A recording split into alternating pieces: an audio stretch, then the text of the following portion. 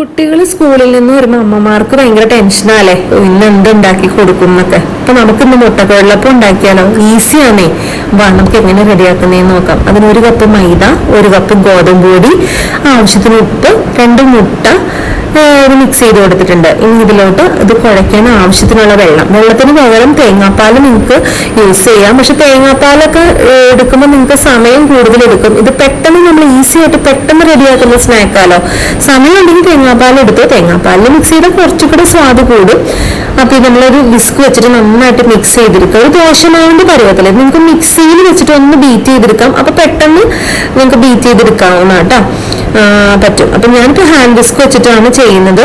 ഇത് കണ്ടില്ലേ, ഇങ്ങനെ സ്മൂത്ത് പേസ്റ്റ് പോലെ എടുക്കണം. ദോശമാവിന്റെ ഒരു പരുവം. ഇനി നമുക്കിത് മാറ്റി വെക്കാം. നമുക്കൊന്ന് ഫില്ലിങ്ങിന് വേണ്ടി കുറച്ച് തേങ്ങ ചിരകി എടുക്കാം.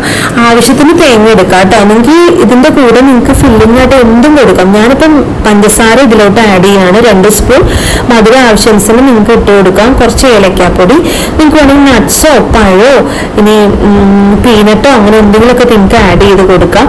ഇതിന് ശർക്കരയിൽ വിളയിച്ച് എടുക്കാം. അതൊക്കെ കുറച്ച് സമയം എടുക്കുമല്ലോ. നമ്മൾ ഈസി വേർഷനാലോ കാണിക്കുന്നത്. അപ്പൊ കുറച്ച് പഞ്ചസാര ഏലക്കാപ്പൊടി മാത്രം ഞാൻ മിക്സ് ചെയ്യുന്നുള്ളൂ. കാഷ്നട്ട് എൻ്റെ അടുത്ത് ഉണ്ടായില്ല, ഉണ്ടെങ്കിൽ ഞാൻ ആഡ് ചെയ്യാറുണ്ട്. അപ്പൊ അതും മാറ്റി വെക്കാം. ഈ ദോശ നമുക്ക് ഓരോന്നായിട്ട് ചുട്ടെടുക്കാം. ഞാൻ ആദ്യം ചുട്ടതിന് കുറച്ച് കനം കൂടിപ്പോയി. രണ്ടാമത് നമുക്ക് നല്ല കനം കുറച്ച് ചുട്ട് എടുക്കാം. നല്ല പേപ്പർ പോലെ വരുവാണെങ്കിൽ നല്ല ടേസ്റ്റ് ആയിരിക്കും. റോൾ ചെയ്യുന്ന സമയത്ത് ഫില്ലിംഗ് ഒക്കെ വെച്ച് അപ്പൊ നന്നായിട്ട് പരത്തി കൊടുക്കുക. അപ്പൊ നല്ല നോൺ സ്റ്റിക്കിന്റെ പാത്രമൊക്കെ ആണെങ്കിൽ വിട്ടുപോരും പെട്ടെന്ന്. അപ്പൊ ഇത് നമുക്ക് ഒരു സൈഡ് മാത്രം ഇതൊന്നും ആയാൽ മതി. മറിച്ചൊന്നും ഇടണ്ട. നമുക്ക് മൂടി വെച്ച് വേവിക്കാം. നമ്മൾ കുട്ടികളൊക്കെ സ്കൂളിൽ നിന്ന് വരുമ്പോൾ ഈ ബേക്കറി പലഹാരങ്ങൾ കൊടുക്കുന്നതിന് പകരം നമ്മൾ വീട്ടിൽ തന്നെ ഇങ്ങനെ ആവിയിൽ വേവിച്ചതും ഒക്കെ കൊടുക്കുകയാണെന്നുണ്ടല്ലോ, അവരുടെ ആരോഗ്യത്തിനും നല്ലതാണ്. പണ്ടൊക്കെ എൻ്റെ അമ്മച്ചിയൊക്കെ എനിക്ക് സ്കൂളിൽ വിട്ട് വരുമ്പോൾ ഇപ്പോഴും ഓർമ്മയിലുണ്ട്. ഓരോന്ന് പഴംപൊരി അങ്ങനെ ഓരോന്നൊക്കെ മാറ്റി ഉണ്ടാക്കും. അപ്പൊ ഇത് ദോശ ചുട്ടെടുത്തിട്ടുണ്ട്. ഇനി ഫില്ലിങ് വെച്ച് കൊടുത്തിട്ട് നമുക്ക് മടക്കിയെടുക്കാം. പാൻ ചൂടായി കഴിഞ്ഞാൽ ദോശ പെട്ടെന്ന് നമ്മൾ കനം കുറച്ചാണല്ലോ പരത്തിയെടുക്കുന്നത്. പെട്ടെന്ന് ഒരാളും കൂടെ ഹെൽപ്പിനുണ്ടെങ്കിൽ സംഭവം ഈസി.